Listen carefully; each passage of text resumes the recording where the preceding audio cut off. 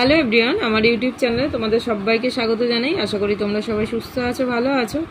আজকে আমি তোমাদের বাংলা ভাষা ও সংস্কৃতির তোমাদের যে বইটা আছে তার 19 নম্বর পৃষ্ঠা থেকে এখান থেকে আলোচনা করব। তো দেখো, মনসা মঙ্গলের পরেই চণ্ডী মঙ্গলের কথা উল্লেখযোগ্য। দেবী চণ্ডীর মাহাত্ম্য প্রচারমূলক এই কাব্যধারার আদি কবি মানিক দত্ত খ্রিস্টীয় চতুর্দশ শতাব্দীতে বর্তমান ছিলেন। কবি কঙ্কন মুকুন্দ চক্রবর্তী লিখেছেন, মানিক দত্তেরে আমি করিলু এ বিনয়, যাহা হইতে হইল গীত পথ পরিচয়।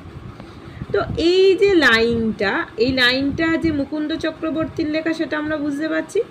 এখানে তিনি মানিক দত্তের প্রতি কৃতজ্ঞতা প্রকাশ করেছেন। পংক্তিতে কবি বলতে চেয়েছেন তিনি মানিক দত্তকে সম্মান জানাচ্ছেন এবং কৃতজ্ঞতা প্রকাশ করছেন, কারণ মানিক দত্তের অবদানের মাধ্যমেই গান রচনার ও গানের পথ সুগম হয়েছে।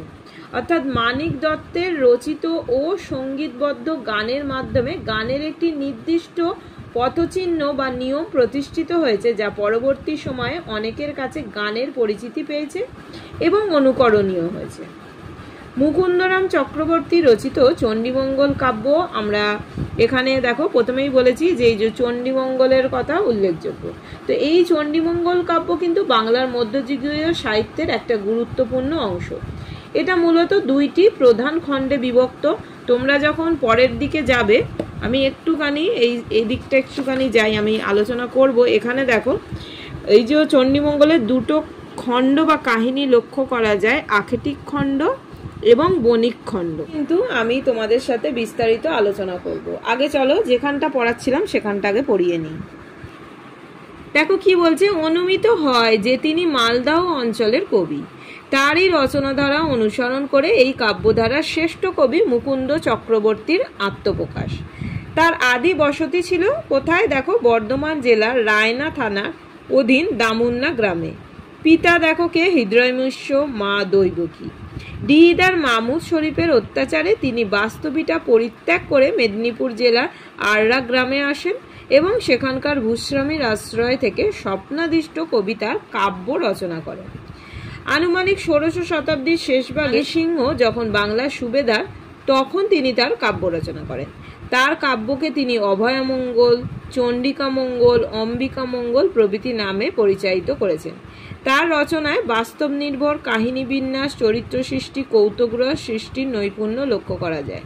তার কাব্যে সর্বপ্রথম ঔপন্যাসিক গুণ লক্ষ্য করা যায়। কাব্যধারার পূর্বতন কবির প্রদর্শিত পদ অনুসরণ করলেও তার আপন প্রতিভার সাক্ষ্য তিনি তার রচনায় রেখেছেন। প্রথাগত গণ্ডিবদ্ধ কাহিনী কলবরের শৃঙ্খলে তার কবিত্বের স্ফুরণ কিন্তু ক্ষুণ্ণ হয়নি। মিশ্রবৃত্ত রীতির পয়ার ছন্দ প্রয়োগ এবং একপদী ত্রিপদীর কাঠামো ব্যবহারের মধ্যে দিয়ে তিনি রচনার বৈচিত্র্য এনেছেন। উপমা, রূপক, উৎপ্রেক্ষা, সমশক্তি অলঙ্কারের প্রয়োগে প্রচলিত প্রবাদ প্রবচনকে কাব্য ভাষায় সুষ্ঠু ও সাবলীল ব্যবহারে তিনি উল্লেখযোগ্যতার দাবি রাখেন। বাতাসতেই ছিল, সেই জন্য ওখানটা তোমরা বুঝতেই পেরেছো। তারপরে দেখো, চণ্ডীমঙ্গলে আর একজন কবি দ্বিজমাধব মুকুন্দের পূর্ববর্তীকালে আবির্ভূত হয়েছিলেন। তার অপর নাম কি? মাধবানন্দ। তার গ্রন্থ দেখো সারদাচরিত নামে পরিচিত। গ্রন্থটি আনুমানিক 1580 খ্রিস্টাব্দ থেকে 1644 খ্রিস্টাব্দের মধ্যে রচিত হয়েছিল। বাংলা মঙ্গল কাব্যের ইতিহাসকার আশুতোষ ভট্টাচার্যের ভাষার আনুপর্বিক সংগতি রক্ষা করিয়া পূর্ণাঙ্গ চরিত্র সৃষ্টির এমন মৌলিক প্রয়াস তাহার পূর্বে আর খুব বেশি কবি দেখাইতে পারেন নাই। তার পুঁথি কেবলমাত্র পূর্ববঙ্গ, বিশেষত চট্টগ্রাম অঞ্চল থেকেই আবিষ্কৃত হয়েছে। পশ্চিমবঙ্গের সপ্তগ্রাম থেকে চলে গিয়ে সম্ভবত তিনি পূর্ববঙ্গে বসতি স্থাপন করেছিলেন এবং সেখানে তার রচনা অনুসরণে চণ্ডীমঙ্গলে একটা নির্দিষ্ট ধারার সৃষ্টি হয়েছিল। এবার দেখো আসছি চণ্ডীমঙ্গলের যে দুটি খণ্ড ও কাহিনী লক্ষ্য করা যায়। দেখো, আখেটিক খণ্ড আর বণিক খণ্ড। আখেটিক খণ্ড চণ্ডীমঙ্গলের হচ্ছে প্রথম খণ্ড।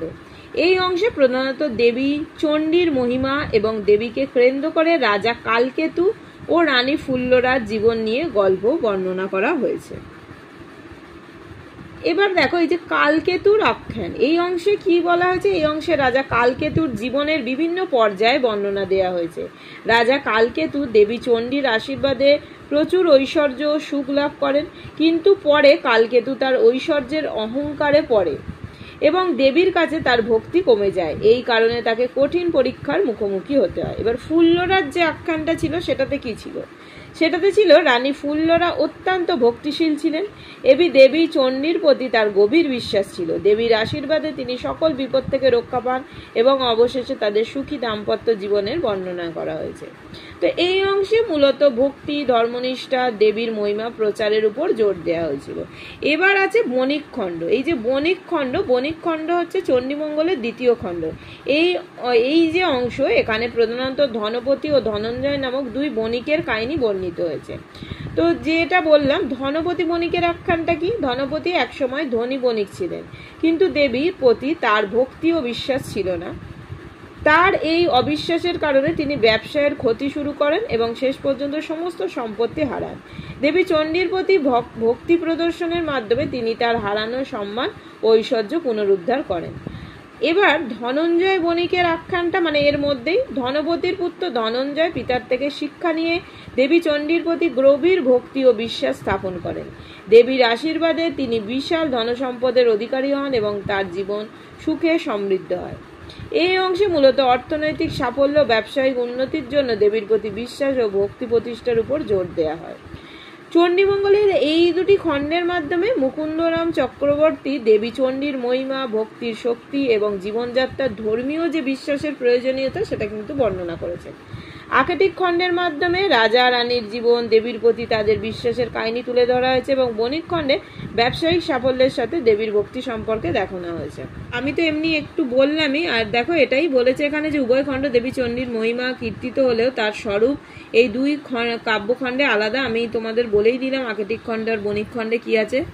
প্রথম খণ্ডে তিনি পশুকুলের অধিষ্ঠাত্রী দেবী, আর দ্বিতীয় খণ্ডে হারানো জিনিস খুঁজে পাওয়ার দেবতা। মঙ্গল কাব্যের আরেকটি প্রধান শাখা ধর্মমঙ্গল। এইখানটা এমনি যেটা লেখা আছে তোমরা এখানটা পড়ে নিও, আমি আর এখানটা পড়ছি না, কেননা ভিডিওটা লং হয়। মঙ্গল বাংলা সাহিত্যের একটি গুরুত্বপূর্ণ আখ্যান কাব্য। এটি মূলত ধর্ম ঠাকুরের পূজা ও মহিমা নিয়ে রচিত হয়েছে। বাংলার মধ্যযুগীয় সাহিত্যের মঙ্গল কাব্য একটি গুরুত্বপূর্ণ, কারণ এটা শুধুমাত্র আমাদের ধর্মীয় আখ্যান না, বরং সমাজের জীবনযাত্রা, সংস্কার এবং বিশ্বাসগুলোর প্রতিফলন। তো ধর্মমঙ্গল কাব্য বিভিন্ন কবির দ্বারা বিভিন্ন সময় রচিত হয়েছে।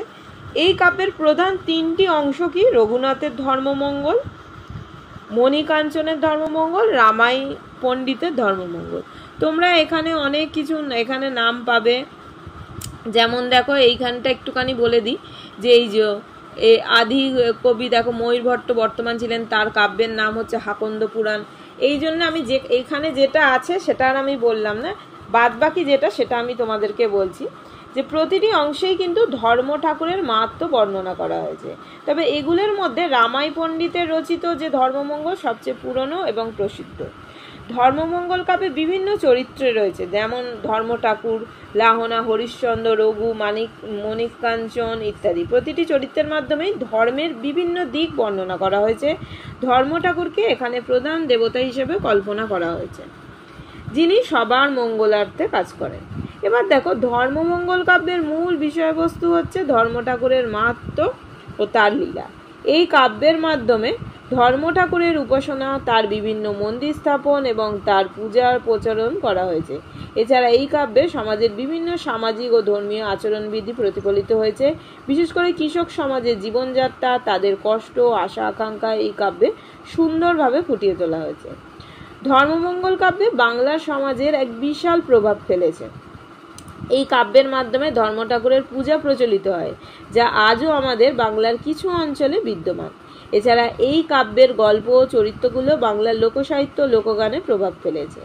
ধর্মমঙ্গল বাংলা সাহিত্যের একটা গুরুত্বপূর্ণ স্থান অধিকার করে আছে। এটা শুধুমাত্র একটি ধর্মীয় আখ্যান নয়, বরং বাংলার সমাজ ও সংস্কৃতির এক অবিচ্ছেদ্য অংশ। ধর্মমঙ্গল কাব্য বাংলার ইতিহাস ও ঐতিহ্যের কিন্তু একটা মহৎ নিদর্শন। আর তোমাদের যেটা বলছিলাম যে এই যে তোমরা যে এখানটা পড়লে এই যে হাকন্দ পুরাণ, ময়ূর ভট্ট নামে পরিচিত কবি এবং পুরাণকার এই গ্রন্থটি রচনা করেন। তার সাহিত্যকর্ম প্রাচীন বাংলার ধর্মীয় ও সাংস্কৃতিক চিন্তাধারাকে কিন্তু প্রতিফলিত করে। পুরাণটি মূলত দেবদেবী, তাদের কাহিনী এবং দেবতার পূজা ও তন্ত্রমন্ত্র সম্পর্কিত তথ্য প্রদান করে।